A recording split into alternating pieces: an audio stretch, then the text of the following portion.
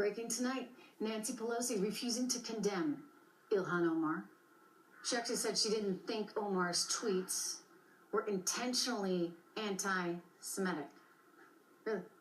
I mean, do I have to remind Speaker Pelosi that this was hardly the first anti-Semitic incident from the freshman congresswoman? I mean, come on, at some point, after what has now clearly become a pattern of behavior, you gotta admit what it actually is, right?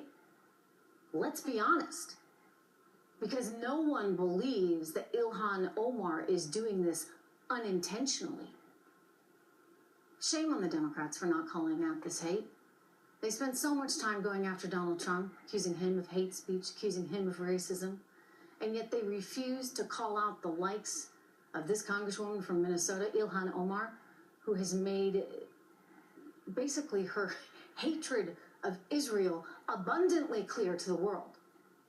The Democrats refuse to call out the hate speech of Louis Farrakhan, a man who has said such despicable things about Jews that he ought to be completely ostracized by the entire world, and yet, he is held up as a leader by the likes of the women that organized the so-called Women's March. Come on, the left complains about hate speech, right? They're telling high school students they can't wear the MAGA red hats.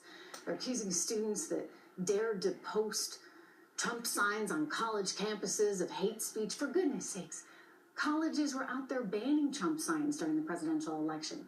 The candidate that has been chosen as the Republican nominee, it's hate speech to say you support him? Why are the Democrats the ones determining what hate speech is when they cannot recognize the hateful, anti-Semitic rhetoric of their own party? The Dems have many problems right now, from socialism and their fascination with it to anti-Semitism. And if they continue on this path, they should be shunned, entirely shunned by all of America. Israel is, will, and should always be our ally. And we're lucky as a nation to have so many extraordinary Jewish Americans. So my advice to Nancy Pelosi tonight, be very careful of this moment. Show some leadership, please. And call Omar's rhetoric out for what it really is.